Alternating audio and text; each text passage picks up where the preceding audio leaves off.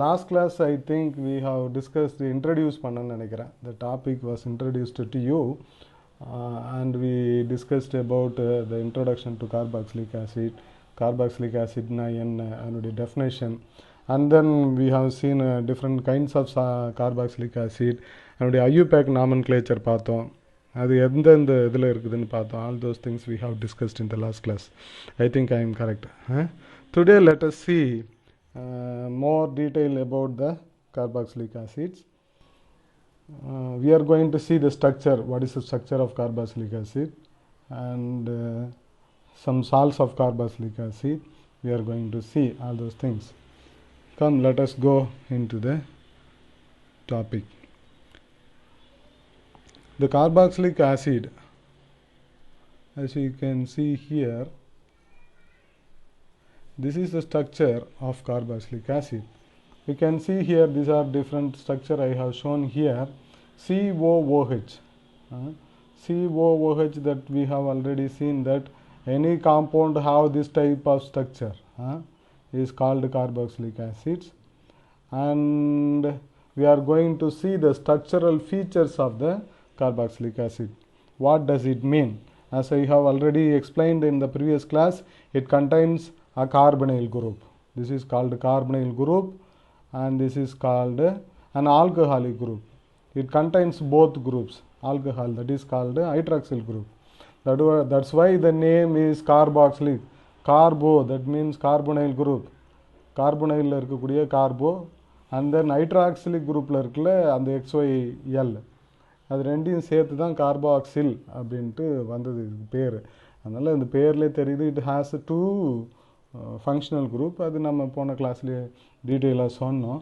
But though it has two functional group, they join together, they don't show the properties of carbonyl and they don't show the properties of alcohols separately.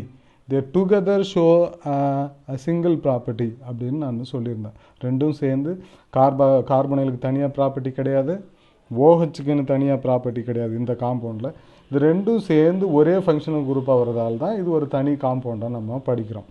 அது ஏன் அப்படி வருதுன்றதுக்காக தான் we are seeing the details of the structure of carboxylic. Why it is behaving unique? இது unique functional group ன்னு சொல்லியிருந்தோம் இல்லையா. why it is behaving unique, and that's why we are going in detail about the structure of carboxylic acid. You can see here in the next slide, this is the structure, the COOH, this is the structure, and this electron dot structure of this functional group COOH. You can see there is a 2 lone pair of electron on this oxygen, and here there is 1 and 2 lone pairs are here, and here there are 2 lone pairs. These play an important role in deciding the structure of the carboxylic acid, and these lone pairs makes the compound different. You can see here when what is called an acid. An acid means when a substance is dissolved in water, it has to generate a H plus ion. It has to generate an H plus ion. If any compound that generates H plus ion in solution, that can be called as an acid. And therefore here this COOH dissociate into RCOO minus and H plus. Here it gives H plus, that's why it is called as a acid. That's why it is called as acid. So a compound has to generate H plus. That is the condition. A compound must. When it has to generate H plus, இது generate ஆனால் மட்டும் பத்தாது. இது generate ஆகணும்னா இந்த iron generate ஆகணும். இந்த இது வந்து கேட்டயான் ஹெச் ப்ளஸ்ஸு, அப்போது கரஸ்பாண்டிங் ஆனியானும் ஜென்ரேட் ஆனால் தான் இது ஜென்ரேட் ஆகும். இந்த ஆனியான் ஜென்ரேட் ஆகணும், ஜென்ரேட் ஆகிட்டு ஸ்டேபிளாக இருக்கணும். இது தனியாக இருக்க முடிஞ்சால் தான் இதை தனியாக விடும். புரியுதுங்களா? அப்போது எனி ஆசிட் இந்த கரஸ்பாண்டிங் ஆனியான் ஸ்டேபிளாக இருந்தால் தான் அதுக்குனுடைய கேட்டையானும் வெளியில் வரும். இப்போ இது ஒன்று, இதில் ஏதாவது ஒன்று அன்ஸ்டேபிளாக இருந்தாக்க இதை பிரிய விடாது. சரியா? சப்போஸ் இந்த இந்த CO மைனஸ் வந்து தனியாக இருக்க முடியாது சொல்யூஷனில் கூட அப்படின்னாக்கா இது என்ன பண்ணாது, H ப்ளஸை விடாது. அப்போது இது என்ன பண்ண முடியாது, ஆசிடாக பிஹேவ் பண்ண முடியாது. அப்போது இந்த ஸ்ட்ரக்சரில் பார்க்கும்பொழுது இந்த H ப்ளஸ் வந்தால் தான் அது ஆசிடு, அதனால தான் இதை நம்ம கார்பாக்சிலிக் ஆசிட்னு சொல்கிறோம். இருந்தாலும் இதில் H ப்ளஸ்க்கு இருக்க ரோலை விட இதில் முக்கியமான ரோல் எதுக்கு இருக்குதுன்னா இந்த அயனுக்கு தான் இருக்குது, RCOO மைனஸ். இந்த அதனால தான் நம்ம RCOO மைனஸோட ஸ்ட்ரக்சர் எங்கே பார்க்குறோம், புரியுதுங்களா? RCOO மைனஸ் இப்படி தான் இருக்கும். நான் ஏற்கனவே சொன்ன மாதிரி இங்கே வந்து 2 எலக்ட்ரானிக் டாட்ஸ் இருக்குது, சரியா? இப்போது இதில் பார்க்கும்போது அந்த மாதிரி டாட் வச்சு அப்போ இங்கே 2 டாட் இருக்கும், இங்கே 2 டாட் இருக்கும் இல்லையா? அதே மாதிரி இங்கே 2 டாட் இருக்கும், இங்கே 2 டாட் இருக்கும், இதெல்லாம் இருக்கும்.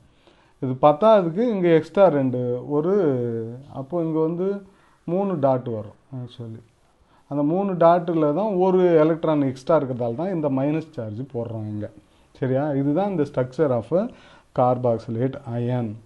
இப்போ இந்த கார்பாக்சிலேட் அயன் தான் இதில் ரொம்ப முக்கியமான கான்செப்ட். திஸ் கார்பாக்சிலேட் அயன் என்ன பண்ணுதுனாக்க, இப்போது இந்த எதுக்காக இந்த எலக்ட்ரான் கிளவுட்லாம் சொன்னால், இந்த எலக்ட்ரான் கிளவுட்ஸ் என்ன பண்ணுது, மாறி மாறி போகுது. இந்த இந்த லோன் பேர் ஆஃப் எலக்ட்ரான்ஸ் தான் இதை வந்து டிசைட் பண்ணக்கூடியது. இந்த ஆசிடோட ப்ராப்பர்ட்டியை டிசைட் பண்ணுறதே இந்த லோன் பேர் ஆஃப் எலக்ட்ரான் தான். இப்போ என்ன ஆகுதுனாக்கா, இப்போது இதில் பார்த்தீங்கன்னாக்கா இங்கே there is a carbonyl group and here it is a hydroxyl groupல H plus போனதுக்கப்புறம் வந்த மைனஸ் அயன். இப்போ இது என்ன ஆகுனா, இந்த 2 எலக்ட்ரான் இங்கே போகும், இந்த 2 எலக்ட்ரான் இங்கே போயிட்டு இப்படி பாண்டு ஃபார்ம் பண்ணும். இப்படி பாண்டு ஃபார்ம் பண்ணாக்க என்ன பண்ணோம், இது திரும்ப இங்கே வந்துடும். இந்த மாதிரி ஒரு இதை உருவாக்கும், சரியா? அப்படி வரும்போது இந்த ஸ்ட்ரக்சர் கிடைக்குது. அப்போது இங்கே இருந்தது என்ன ஆகிடுது, இப்போது என்ன ஆகிடுதுன்னா கார்பனைலாக இருந்தது என்னவா ஆயிடுச்சு, இங்கே ஹைட்ராக்சிலாக மாறிடுச்சு. இங்கே ஹைட்ராக்சிலாக இருந்தது இங்கே என்னவா மாறிடுச்சு, கார்பனைலாக மாறிடுச்சு. இந்த மாதிரி இதுக்கு பேர் என்ன, ரெசனன்ஸ் ஸ்ட்ரக்சர். இந்த ரெசனன்ஸ் ஸ்ட்ரக்சரு இந்த கார்பாக்சிலேட் அயனில் நிறையா இருக்குது. இதனால் இந்த அயன் வந்து இந்த எங்கெங்கெல்லாம் ரெசனன்ஸ் வருதோ அந்த இடத்துலலாம் என்ன இருக்கும், ஸ்டெபிலிட்டி இருக்கும். ஏற்கனவே படிச்சிருப்போம் அதெல்லாம். அப்போ ரெசனன்ஸ் இருக்கிற இடத்துல என்ன இருக்கும், ஸ்டெபிலிட்டி இருக்கும். அப்போ ஸ்டெபிலிட்டி அப்போது இந்த அயனுக்கு due to resonance it gets extra stability and therefore it will give H plus ion. இது என்ன பண்ணோம், H ப்ளஸ் அயனை பண்ணோம். அதுக்கு காரணம் என்னது, இதனுடைய ஸ்ட்ரக்சர், சரியா? இது இந்த ஸ்ட்ரக்சர் மாறி மாறி மாறி வந்துட்டு இருக்கும். இந்த மாதிரி மாறி மாறி வர்றதால தான் உங்களுக்கு என்னது, கார்பனைலுக்குன்னு தனி ப்ராப்பர்ட்டி கிடையாது, OHக்குன்னு தனி ப்ராப்பர்ட்டி கிடையாது. இது ரெண்டும் சேர்ந்து இந்த மாதிரி காமிக்கிறாங்க. பிகாஸ் இது இந்த 2 ஃபார்மில் எந்த ஃபார்மில் இருக்குதுன்னு சொல்லவே முடியாது, சரியா? இது ரெண்டும் மாறி மாறி வந்துக்கிட்டே இருக்கிறதால we represent as a resonance hybrid as a single unit. அப்போ இது ஒரே ஒரு ஃபங்க்ஷனல் குரூப்பாக மாறுது. அதுதான் நம்ம என்னன்னு சொல்கிறோம், கார்பாக்சிலிக் ஆசிட்னு சொல்கிறோம். அதனால தான் இதுக்கு கார்பனிலோட இது ப்ராப்பர்ட்டி தனியாகவும் ஹைட்ராக்சிலோட ப்ராப்பர்ட்டி தனியாகவும் இது காமிக்கிறது இல்லை, சரியா? I think you understood. This is the reason why this is a distinct functional group and this is the reason why it can able to give H plus ion though it is an organic compound. You can see here it gives the H plus ion. Though there are carbonyl groups, it doesn't show the properties. It is not because of the resonance stabilization of carboxylate ion. In the ion pair actually carboxylate ion. சரியா? This is the structure of carboxylic acid. இதில் அதுக்கப்புறம் extra information we can have here. We can have some extra information that the bond angle and bond lengths of the carboxylic acids. இதில் என்னென்ன bond இருக்குது, CO bond இருக்குது. இதனுடைய bond length வந்து around 1.23 angstrom. 1.23 angstrom. The COH இருக்கு இல்லையா, அதனோட பாண்டில் இருந்து 1.36 angstrom. The bond angle between the CO and O இருக்கு இல்லையா, இது வந்து 120 degree. That is perfectly a trigonal planar structure. Trigonal planar structure. This is the structure of a carboxylic acid. I think I have explained the structure of carboxylic acid. Next we shall see the acidity of carboxylic acid. நம்ம போன ஸ்லைட்லேயே பார்த்தோம், இது வந்து H plus அயானை கொடுக்குது, அதனால் இதுக்கு acid property. எந்த சப்ஸ்டன்ஸ்லாம் H ப்ளஸ் கொடுக்குதோ all those things can be called as acids. H plus இப்படி கூட நம்ம எழுதலாம். ஏன் H3O ப்ளஸ்ன்னு எழுதலாம், H ப்ளஸ்ன்னு எழுதினாலும் H3O ப்ளஸ்ன்னு எழுதினாலும் ஒன்று தான். ஏன் அப்படி சொல்லணும்னா, ஏன்னாக்கா நம்ம டெஃபினேஷன்லேயே என்ன சொல்லியிருக்கோம், எனி சப்ஸ்டன்ஸ் தட்டு when dissolved in water they give H ப்ளஸ்ன்னு சொல்லியிருக்கிறோம். சரியா? வெறும்னே ஒரு சப்ஸ்டன்ஸ் ஆசிட்னா ஆசிட் அப்படியே சாலிடாக இருந்தால் அது ஆசிடாக பிஹேவ் பண்ணாது. சரியா? Any acid when it is dissolved in water then only it can behave as a acid. அப்போ பார்த்தீங்கன்னாக்கா இதை H3O ப்ளஸ்ன்னு எழுதலாம். ஏன்னாக்கா அந்த H ப்ளஸ்ஸு அந்த வாட்டரோடு சேர்ந்து H3O ப்ளஸ்ஸாக மாறும். சரியா? அது டெஃபினேஷனில் இருக்குது. வாட்டரில் போட்டால் தான் ஆசிட், வாட்டர் இல்லைன்னா அது ஆசிட் கிடையாது. அப்போது இப்போ H3O ப்ளஸ் ஹைட்ரோனியம் அயன்னு சொல்லுவாங்க, ஆக்சுவலி H ப்ளஸ் தான் அது.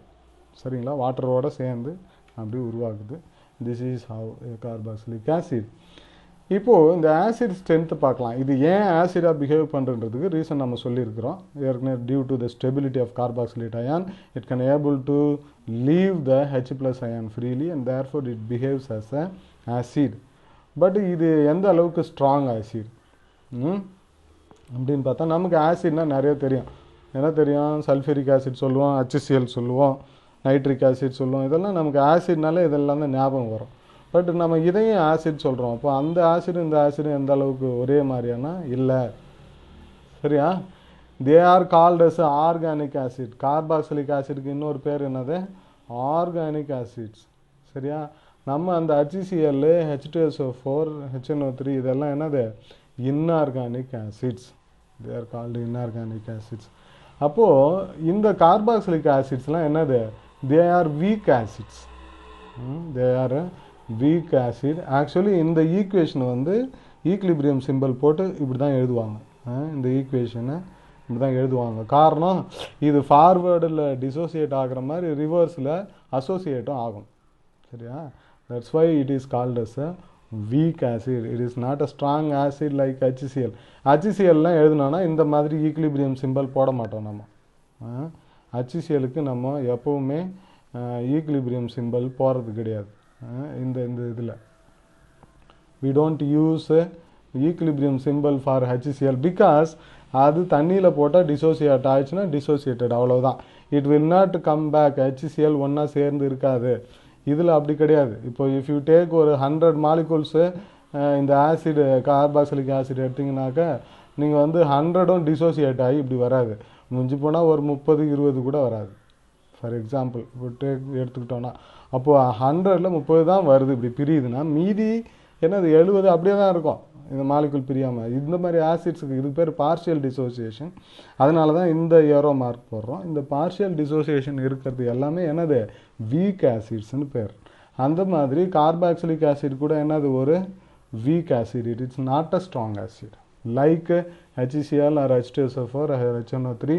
they completely dissociate into ions. HCl when you put into the solution, it will definitely 100% all the molecules will be dissociated into H plus and Cl minus. But in this case it's not like that. Only partial dissociation is, and the remaining undissociated molecules is also there. And depending upon the situation, either the equilibrium, the reaction will go forward or to the backward. That's why they are called as a weak acid. And you can see any acid எப்படி test பண்ணுவோம் நாம? any solution that has pH less than 7 is called an acid. The 7 is a neutral range. Water has the pH 7. That means water is neither acid nor base. வாட்டர்ன்றது ஆசிடும் கிடையாது, பேஸும் கிடையாது. Water தான் வந்து ஒரு ஆசிடாக பேஸான்னு கண்டுபிடிக்கக்கூடிய ஒரு நியூட்ரல் சப்ஸ்டன்ஸ்.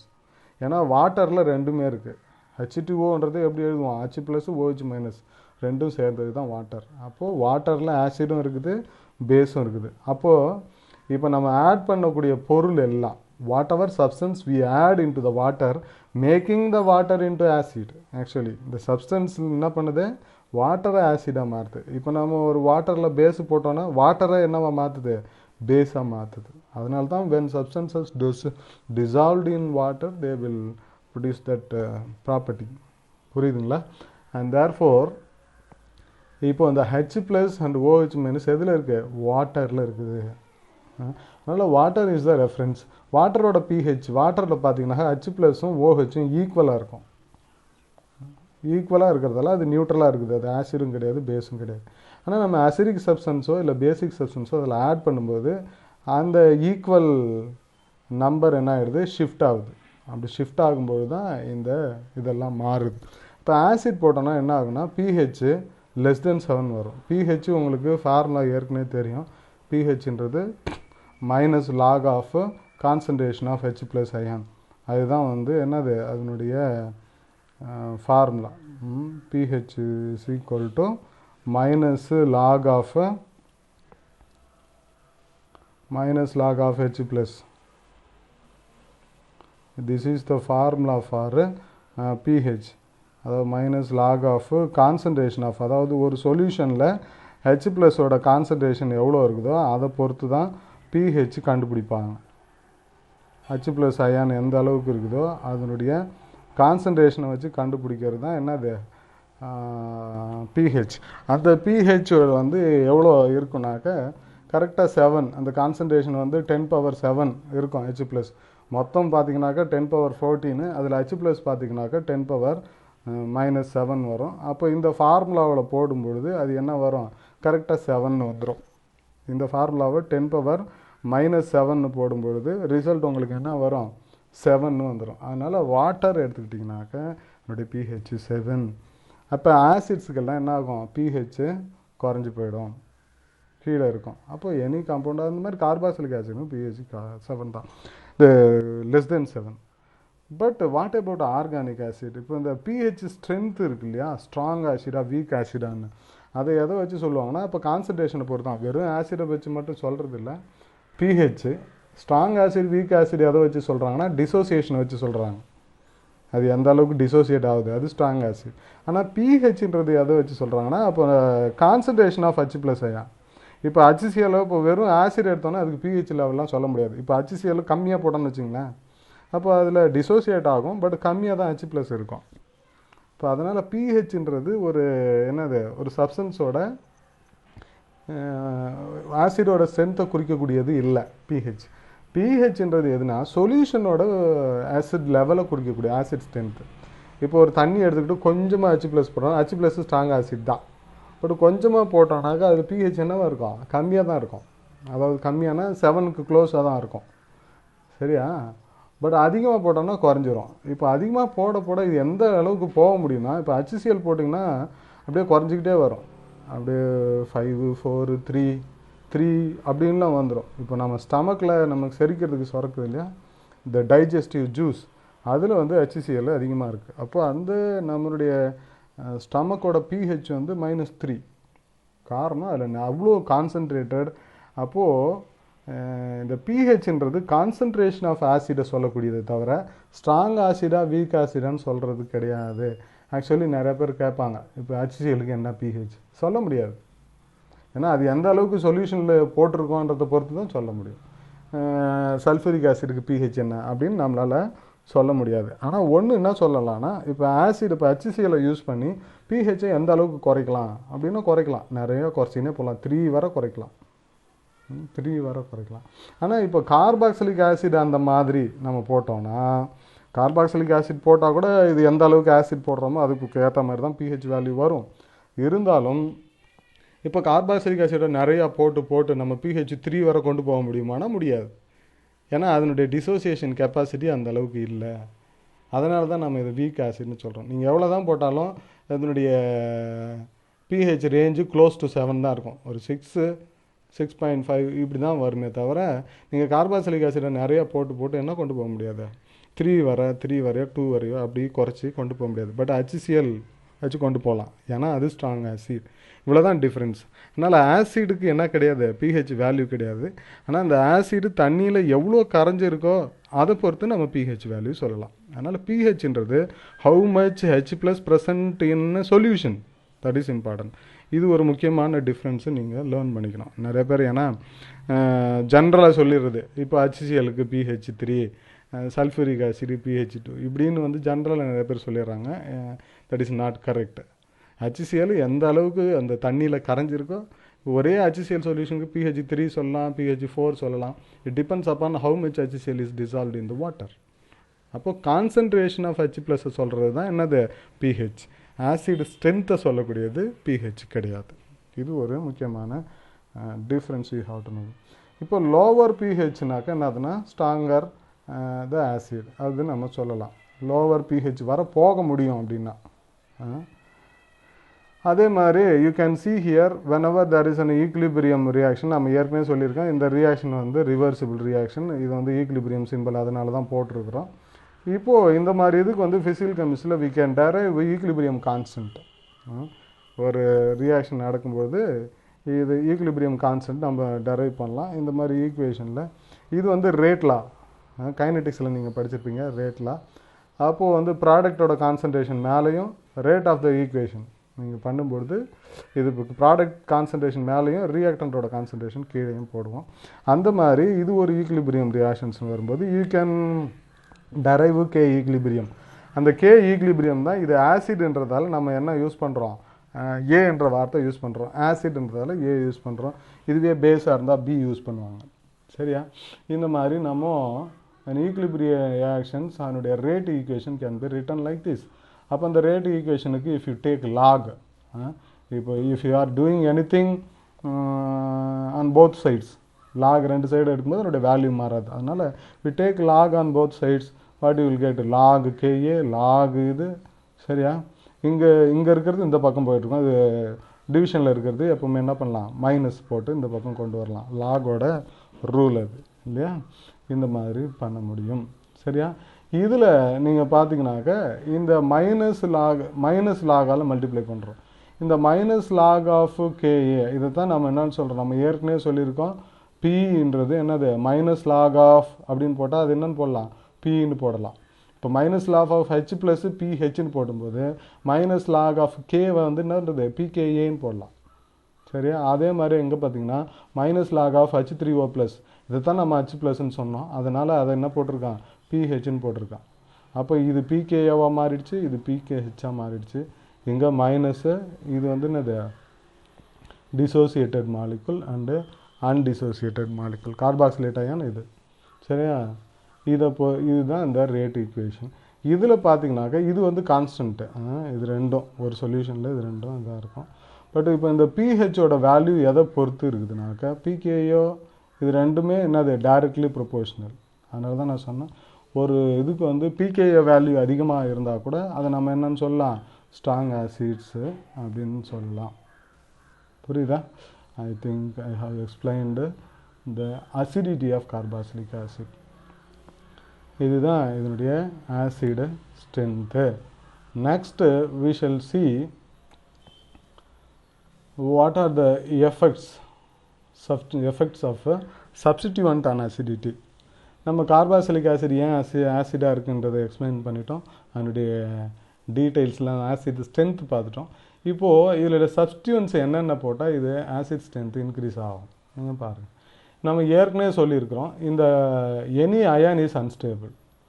ஏற்கனவே இங்கே சொன்னோம், இங்கே இந்த கார்பாக்சிலேட் இது ஆசிடாக பிஹேவ் பண்ணுதுன்னா இந்த கார்பாக்சிலேட் அயானுக்கு என்ன இருக்குது, ரெசனன்ஸ் ஸ்டெபிலைசேஷன் இருக்குது அப்படின்னு சொல்லிட்டு சொன்னோம். சரியா? Resonance stabilization, resonance hybrid. இந்த ரெசனன்ஸ் ஸ்டெபிலைசேஷன் தான் இது வந்து இந்த அயன் ஸ்டேபிளாக இருக்கிறதுக்காக, இந்த அயன் ஸ்டேபிளாக இருக்கிறதால தான் H+ இது கொடுக்குது. அதனால தான் இது ஆசிட். சரியா? அப்போது இதனுடைய ஸ்டெபிலிட்டி இன்க்ரீஸ் ஆக ஆக ஆக இது என்னவாகும், இது H+ அயனை கொடுக்கறதுக்கு ரெடியாக இருக்கும். அப்போ இதனுடைய ஆசிட் ஸ்ட்ரென்த் இன்க்ரீஸ் ஆகும். இதனுடைய ஸ்டெபிலிட்டி குறைய இதனுடைய இது H+ ரெடியாக கொடுக்காது. அதனால் என்ன ஆகும், இதனுடைய ஆசிட் ஸ்ட்ரென்த்து குறையும். அப்போது நம்ம இந்த ஆருக்கு பதிலாக ஏதாவது சப்ஸ்டிடியூவன்ட் போடுறோன்னு வச்சுக்கலாம். இங்கே ஆறுன்றது ஜென்ரலாக போட்டிருக்கோம். இந்த சப்ஸ்டிடியூவன்ட்டை பொறுத்து இதனுடைய ஆசிட் ஸ்ட்ரென்த்து மாறும். சரியா? இது இது இது ஏன் அன்ஸ்டேபிள், கார்பாக்சிலேட் அயான் ஏன் unstable? Due to presence of this minus charge.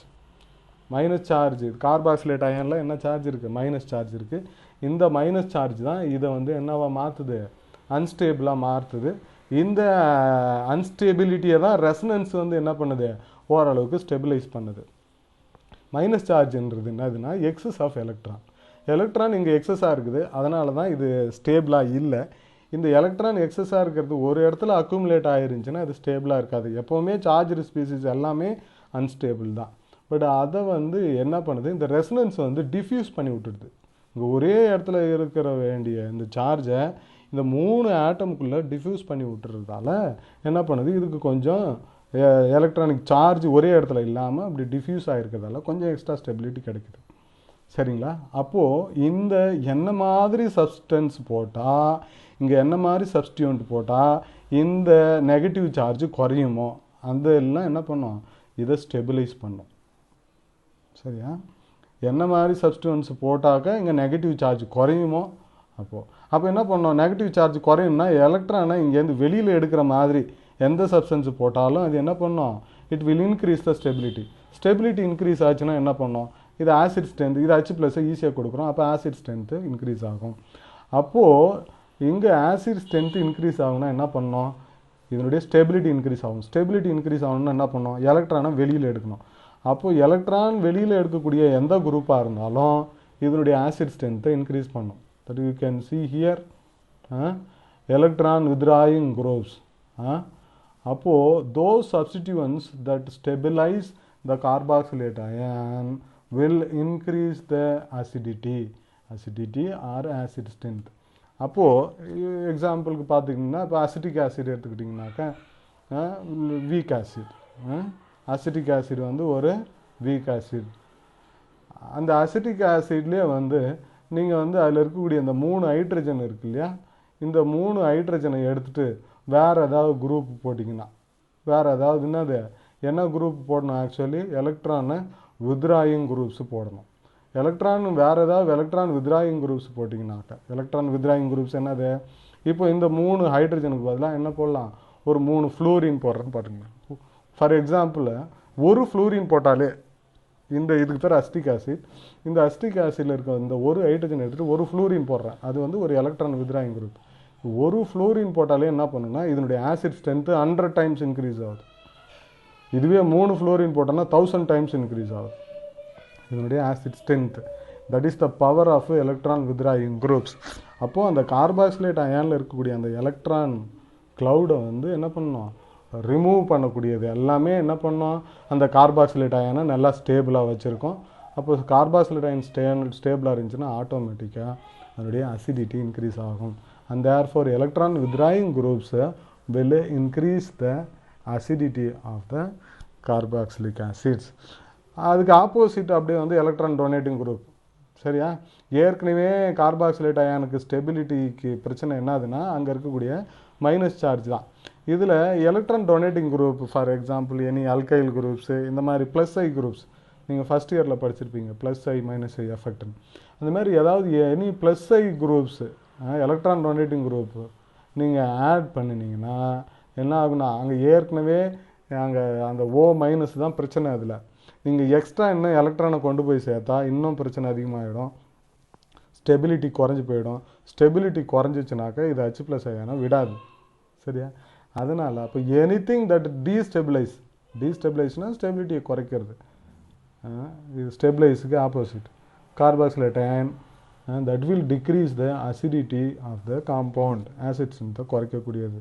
அப்போது இப்போ இங்கே ஹைட்ரஜனுக்கு பதிலாக ஒரு CH3 இன்னொன்று எக்ஸ்ட்ரா போடுறோன்னு வச்சுக்கோ, அப்போ இன்னும் குறைஞ்சி போயிடும், அதனுடைய acid strength will decrease further.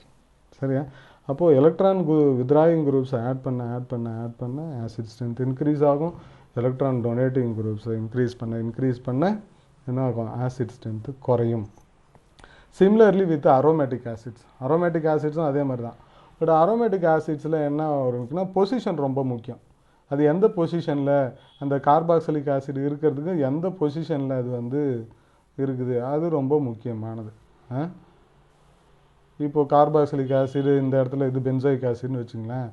இப்போது இந்த எலக்ட்ரான் வித்ராயிங் குரூப்போ இல்லை எலக்ட்ரான் டொனேட்டிங் குரூப்போ நம்ம எந்த இடத்துல சேர்க்குறோன்றது ரொம்ப ரொம்ப ரொம்ப முக்கியம். சரியா? அதை பொறுத்து இதனுடைய எப்படியா இருந்தாலும் ஆட் பண்ணால் இப்போது எலக்ட்ரான் வித்ராயிங் குரூப் இந்த இடத்துல ஒரு ஃப்ளூரின் போடுறோன்னு வச்சுங்களேன்.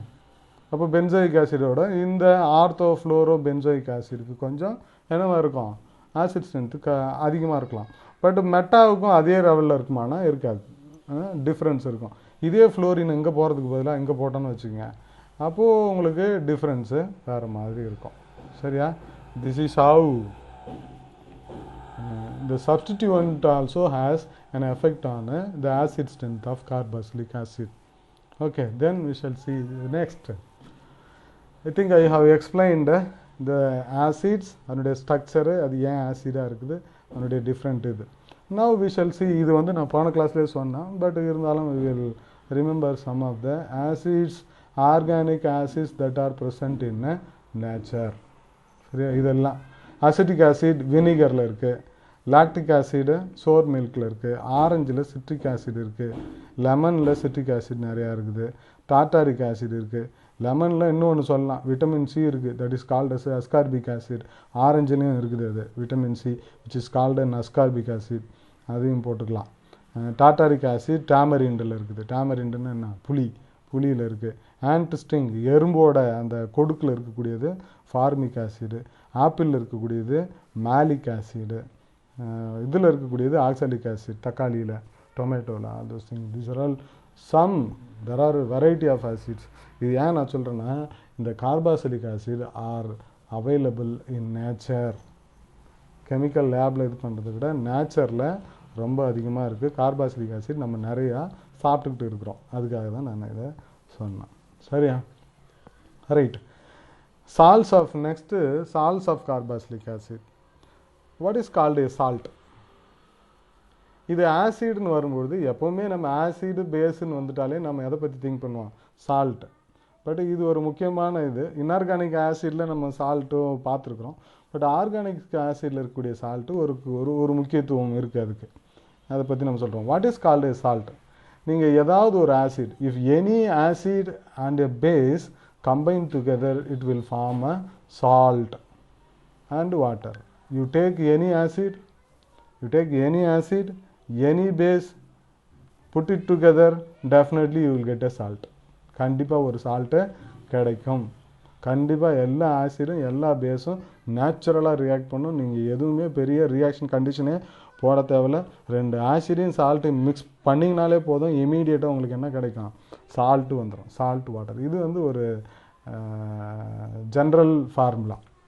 You can take any acid and any base, you will get a corresponding salt and water. This is a general equation we say. Right. இந்த ஆசிட்ன்றது என்னவா இருக்கலாம், it may be inorganic ஆசிடாகவும் இருக்கலாம், R organic ஆசிடாகவும் இருக்கலாம்.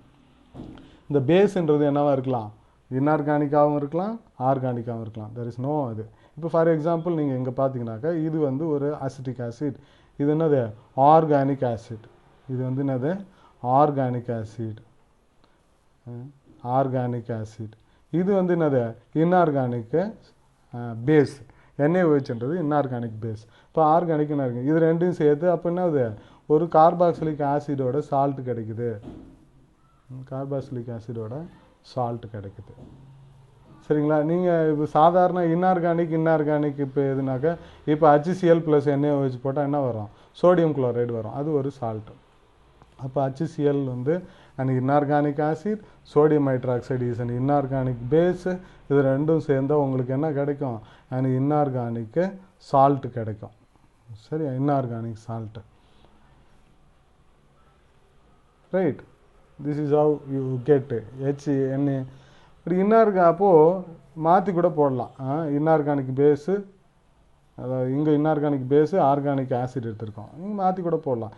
இந்த ரெண்டுமே inorganic போடலாம். ஒன்று வந்து இங்கே ஆசிட் வந்து இன்ஆர்கானிக் ஆசிட் எடுத்துக்கிட்டு பேஸ் வந்து என்ன பண்ணலாம், ஆர்கானிக் பேஸ் போடலாம்.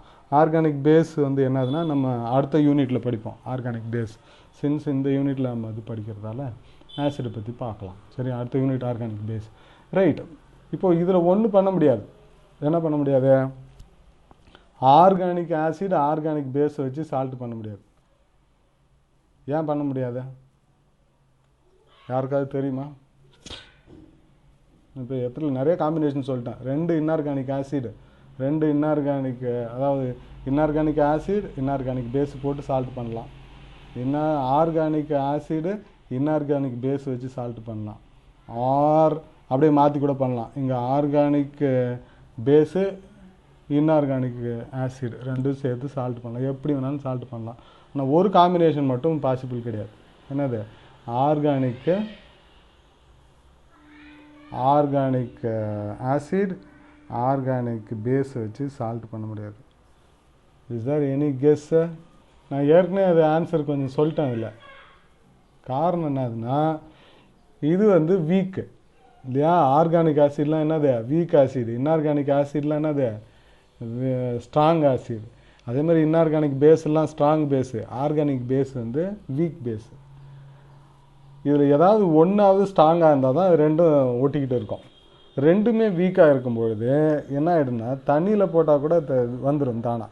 அது மட்டும் இல்லை, இப்போ வேறு ஏதாவது ஸ்ட்ராங் ஆசிட் வரும்போது ஈஸியாக ரீப்ளேஸ் பண்ணிவிடும், H+ஓ இல்லை அந்த மாதிரி இன்ஆர்கானிக்.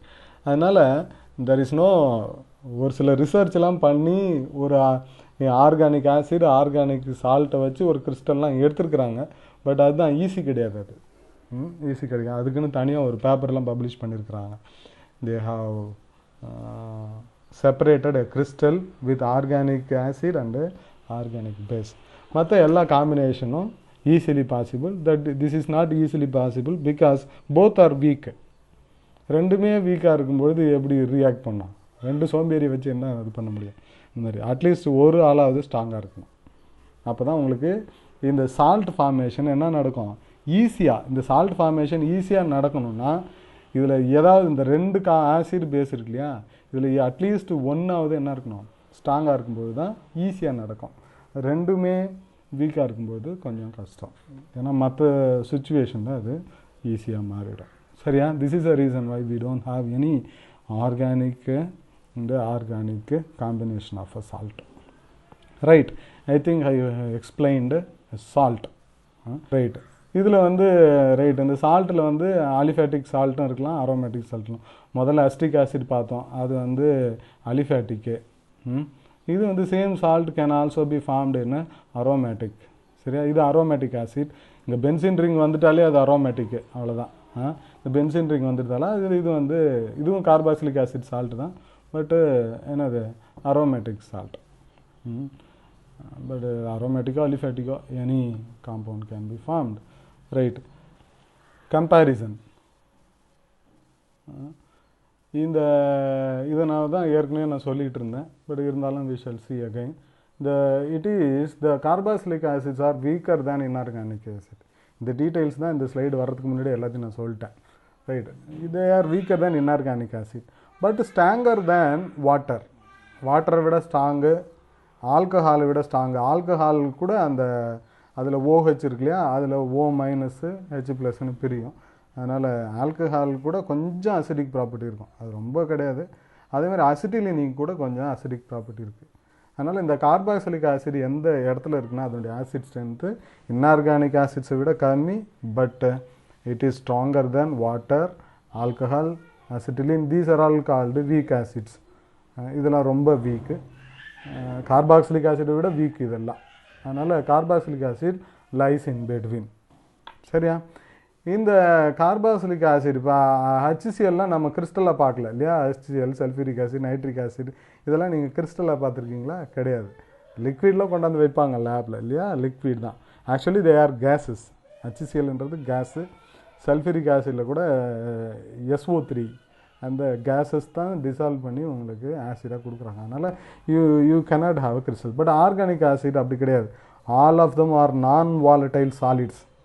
எல்லா ஆர்கானிக் ஆசிடும் என்னது, நான் வாலடைல் சாலிட்ஸ். அது நீங்கள் ஞாபகம் வச்சுக்கணும். அண்டு இதில் ஒரு முக்கியமான ப்ராப்பர்ட்டி என்னதுன்னா, இந்த ஆசிட்ஸ் வந்து இன்சாலிபிள் இன் வாட்டர். ஆசிடு இந்த சால்ட்ஸ் எல்லாமே நான் volatile solids.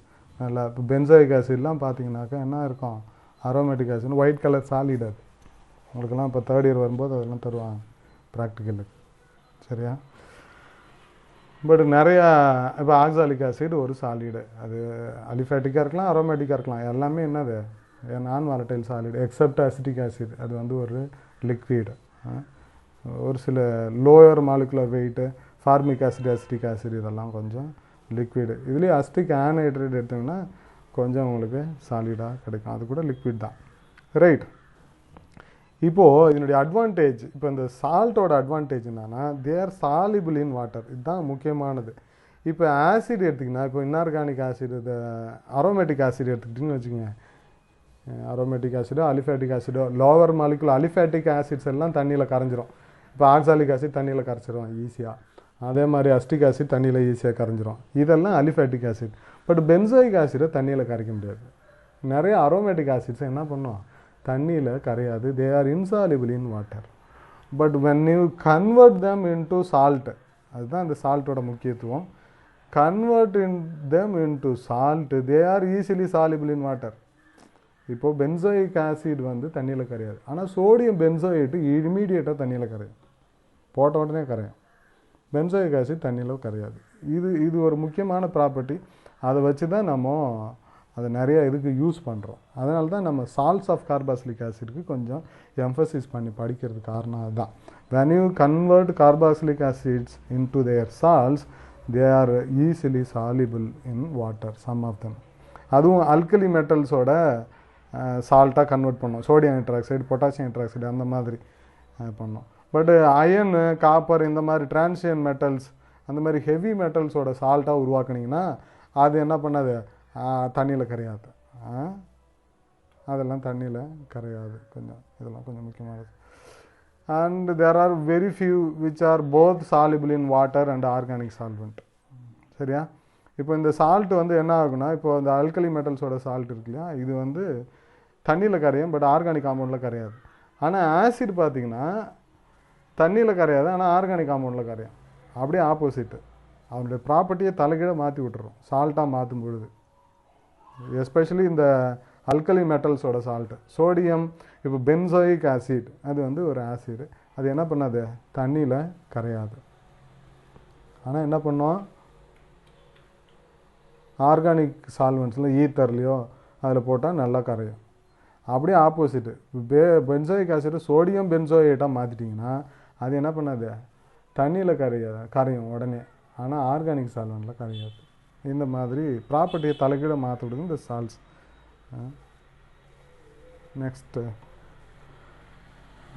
Next we shall see what is, இதுதான் நான் சொன்னேன், வாட் இஸ் த யூஸ். என்ன யூஸ் இருந்ததுன்னா, நிறையா ட்ரக்ஸ், இப்போது நம்ம ட்ரக்ஸ் சாப்பிட்றோம் இல்லையா, அதில் நிறையா ட்ரக்ஸ் வந்து இந்த சால்ட்ஸ் தான் யூஸ் பண்ணுவாங்க டைரெக்டாக. அப்படியே ஆசிடை யூஸ் பண்ண மாட்டாங்க. சோடியம் பென்சோயேட் இது ட்ரக் கிடையாது, அது ஒரு ப்ரிசர்வேட்டிவ் யூஸ் பண்ணுது. நிறையா இப்போது இந்த அயன் டேப்லெட்டு, சரியா, ஃபெர்ரஸ், ஏதோ ஒரு ஆசிடோட சால்ட்டாக தான் அது வரும். சரியா? அதனால் இப்போ நமக்கு வாட்டர் சாலிபிள் ஒரு ட்ரக் வேணும்னாக்கா சால்ட்டாக மாற்றிக்கிறது, ஃபேட் சாலிபிள் ட்ரக்காக வேணும்னாக்கா அது ஆசிடாக யூஸ் பண்ணுறது. இந்த மாதிரி நிறையா ட்ரக்ஸ் வந்து என்னவா தான் யூஸ் பண்ணுறாங்க, சால்ட்ஸாக யூஸ் பண்ணுறாங்க. இன்னொன்று வந்து அதுக்கு அடுத்தது இந்த செப்பரேஷன் ஆஃப் கார்பாக்சிலிக் ஆசிட் பண்ணணுன்னா, இது வந்து நம்ம பிஜி பசங்க இப்போ ஏற்கனவே பண்ணிகிட்ருக்காங்க. If you want to separate the carboxylic acid from mixture of compounds, ஒரு காம்பவுண்ட்ஸ் நிறையா மிக்சர் மற்ற கூட கலந்து இருக்குது ஆசிடு, இது ஈஸியாக நம்ம செப்பரேட் பண்ணிடலாம். எப்படி செப்பரேட் பண்ணலாம் அப்படின்னா, இதுதான் இப்போ அதனுடைய சோடியம் சால்ட்டு. அப்போது ஒரு மிக்சர் ஆஃப் காம்பவுண்ட் இருக்குது, அதில் ஆசிட் இருக்குதுன்னு வச்சுக்கோங்க. நீங்கள் அதை எப்படி பிரித்து எடுக்கலாம், ஆசிடை மட்டும் தனியாக பிரித்து எடுக்கணும்னா என்ன பண்ணுறது, அதில் சோடியம் ஹைட்ராக்சைடு போடுறது. சோடியம் ஹைட்ராக்சைடு போட்டால் என்ன ஆகும், இந்த ஆசிட் வந்து அந்த பேஸு கூட கம்பைன் பண்ணி சோடியம் சால்ட்டாக மாறும். சோடியம் சால்ட்டாக மாறினா என்ன ஆகிடும், உடனே வாட்டரில் கரைஞ்சிரும். அப்போ இந்த மாதிரி ஒரு ஃபனல், இந்த ஃபனலுக்கு பேர் செப்பரேட்டிங் ஃபனல்னு பேர். If you take one such funnel, இந்த ஃபனலை எடுத்துக்கிட்டு அந்த மிக்சரில் வந்து போட்டு சோடியம் ஹைட்ராக்சைடையும் அந்த மிக்சரையும் போட்டு ஷேக் பண்ணோன்னா என்ன ஆகுனா இதில் இங்கே வந்து இருக்கிறது வந்து ஒரு ஆர்கானிக் லேயர். இதுக்கு பேர் ஆர்கானிக். ஒரு ஆர்கானிக் சால்வெண்ட்டையும் வாட்டரையும் ஒன்றா எடுத்துக்கிறது.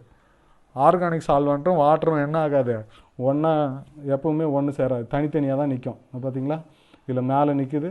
அப்போ கீழே வந்து எப்போவுமே வாட்டர் கொஞ்சம் ஹெவின்றதால கீழே ஆக்வஸ் லேயர் வந்துடும், மேலே ஆர்கானிக் லேயர் வந்துடும். தண்ணி கீழே இருக்கும், மேலே ஆர்கானிக் இருக்கும். இப்போ என்ன இருக்கும்னா இந்த ஆசிட் வந்து இதில் தான் கலந்துருக்கும், தண்ணியில் இருக்காது. ஏன்னா ஆர்கானிக் காம்பவுண்ட்ஸ்லாம் எதுவுமே தண்ணியில் கரையாது, அதனால் இதில் தான் இருக்கும். இங்கே கீழே தண்ணி நிற்கும். இப்போ இதில் வந்து சோடியம் ஹைட்ராக்சைடு போட்டு ஷேக் பண்ணும்பொழுது என்ன பண்ணோம், இதில் நிறைய ஆர்கானிக் காம்பவுண்ட் இருக்கும். அதில் இருக்க ஆசிட் மட்டும் சோடியம் சால்ட்டாக மாறி என்ன வந்துடும், தண்ணிக்கு வந்துடும். மற்றது எல்லாம் அங்கேயே நின்றுடும். அப்போ என்ன பண்ணலான்னா இங்கே இருக்கிற இந்த வால்வு அப்படியே திறந்து கீழே பிடிச்சிக்கலாம். இப்போ அப்படியே பார்த்து இந்த லேயர் அப்படியே கீழே இறங்கிட்டே வரும். இப்போ தண்ணியை மட்டும் இந்த ஆக்வஸ் லேயரை மட்டும் பிடிச்சிட்டு ஆர்கானிக் லேயர் அங்கே விட்டோன்னா அப்போ இந்த ஆக்வஸ் லேயரில் என்ன வந்துடும், கார்பாக்சிலிக் ஆசிட் ஒரு சோடியம் சால்ட் வந்துடும். இப்போது இந்த ஆக்வஸ் லேயரை எடுத்து திரும்ப அதில் HCl போட்டோன்னா என்ன ஆகிடும்னாக்கா, HCl வந்து ஸ்ட்ராங் ஆசிட் இல்லையா கார்பாக்சிலிக் ஆசிடை விட. அப்போ NaOH கூட முதல்ல என்ன பண்ணும், HCl போய் சேர்ந்துக்கும். அப்போது கார்பாக்சிலிக் ஆசிடு சேர முடியாது, NaOH கூட வெளியில் வந்துடும். அப்போ ஆசிட் வந்துடும். அழகாக ஃபில்டர் பண்ணி ஆசிடை நீங்கள் தனியாக எடுத்துக்கலாம். இது ஆல்ரெடி நம்ம ப்ராக்டிக்கலில் MSc பசங்க பண்ணிகிட்டு இருக்கிறாங்க. ஒரு ஆசிடை வந்து மிக்சர்லேருந்து செப்பரேட் பண்ணி எடுக்கணும்னா they use this method, separating funnel மூலயமா. ரைட்டா? இந்த பர்பஸுக்கு இந்த இந்த என்ன யூஸ் ஆகுது, இந்த converting the carboxylic acid into it's salt is very very useful for the separation of the carboxylic acid. We shall see some of the industrial source. இண்டஸ்ட்ரியலாக எப்படி இந்த கார்பாக்சிலிக் ஆசிடு இதெல்லாம் எடுக்கிறாங்க அப்படின்ட்டு. Acetic acid for example, if you take acetic acid நமக்கு இயற்கையில் எப்படி கிடைக்குதுனாக்க alcohol தயாரிக்கிறாங்க இல்லையா, அந்த கம்பெனிஸில் அதை ஃபர்தராக ஆக்சிடைஸ் பண்ணும்பொழுது வினிகர் கிடைக்கும் உங்களுக்கு. ஆப்பிள் சைடர் வினிகர் இதெல்லாம் நீங்கள் கேள்விப்பட்டிருப்பீங்க, வினிகர் ப்ரிப்பரேஷன். அது வந்து இயற்கையாக ஒரு பாக்டீரியா மூலமாக ஃபெர்மெண்ட் பண்ணும்பொழுது உங்களுக்கு என்ன கிடைக்கும், ஆசிட் கிடைக்கும். இது வந்து இயற்கையாக. பட் இண்டஸ்ட்ரியில் எப்படி பண்ணுவாங்க அப்படின்னா, catalytic oxidation of hydrocarbon petroleum ப்ராடக்ட்லேருந்து வருது இல்லையா ஹைட்ரோகார்பன், அது என்ன பண்ணுறது, ஏர் ஆக்சிடேஷன் ஒரு கேட்டலிஸ்ட் மூலயமா ஜிங்க் அது பெலேடியம் பிளாட்டினம் இந்த மாதிரி கேட்டலிஸ்ட் மூலயமா ஏர் வச்சு ஆக்சிடைஸ் பண்ணும்போது தி ஆர் கன்வெர்டட் இன்டு இது ஆசிட்ஸ். ஹைட்ரோகார்பன்ஸோ இல்லை ஆல்டிகைட்ஸையோ என்ன பண்ணலாம், ஆசிடாக கன்வெர்ட் பண்ணலாம். இப்படி தான் இண்டஸ்ட்ரியலில் they convert. Or methanol or carbon monoxide, இது வந்து ரீசெண்டாக பண்ணுறாங்க. மெத்தனாலையும் கார்பன் மோனாக்சைடும் in presence of iodine and rhodium catalyst they convert into acetic acid, அப்படி பண்ணுறாங்க. அதுக்கு அடுத்தது அலிஃபேட்டிக் கார்பாக்சிலிக் ஆசிட் வந்து நிறைய அனிமல் நேச்சுரல் சோர்ஸ் வந்து என்னதுன்னா இந்த fats of animals and vegetables, இதில் தான் நிறைய இந்த கார்பாக்சிலிக் ஆசிட் இருக்குது. What is called the fat and oil. இந்த ஆயில் ஃபேட்டு நான் ஏற்கனவே ஃபஸ்ட்டு கிளாஸ்லேயே சொல்லியிருக்கிறேன். நான் நிறைய கார்பாக்சிலிக் ஆசிட் சொல்லும்போது சொல்லியிருப்போம். தே ஆர் எஸ்டர்ஸ். இந்த ஆயிலும் வந்து ஃபேட்டும் என்னது, அனிமல்ஸ் வந்து ஃபேட்டுன்னு சொல்லுவோம், வெஜிடபிள்ஸுக்கு ஆயில்னு சொல்லுவோம். இதெல்லாம் என்னதுனாக்கா they are esters of carboxylic acid. அதுவும் என்ன எஸ்டர்னா glyceric esters. They are glyceric esters of carboxylic acid. And therefore இந்த கிளிசரிக் எஸ்டர்ஸ் என்ன பண்ணோம், அந்த கிளிசரிக் எஸ்டர்ஸை நம்ம ஹைட்ராலிசிஸ் பண்ணால் அதுலேருந்து நம்ம என்ன பண்ணலாம், ஆசிட் எடுத்துக்கலாம். அதனால் இது வந்து ஒரு rich source. Animal fat and vegetable oils are rich source of carboxylic acid. அந்த லிஸ்ட்டு நம்ம ஏற்கனவே போன கிளாஸில் நான் சொன்னேன். Therefore they are called as fatty ஆசிட்ஸ்னு. இதெல்லாம் வந்து சோர்ஸஸ் ஆஃப் கார்பாக்சிலிக் ஆசிட். இப்போ பென்சாயிக் ஆசிட் எப்படி பண்ணுறாங்க, air oxidation of alkyl benzenes, டொலுவீனை எடுத்து ஆக்சிடைஸ் பண்ணாக்க உங்களுக்கு என்ன கிடைக்கும், டொலுவீன் பென்சால்டிகைடாக மாறும். பென்சால்டிகைடை ஃபர்தர் ஆக்சிடைஸ் பண்ணால் இட் பிகம்ஸ் பென்சாயிக் ஆசிட்.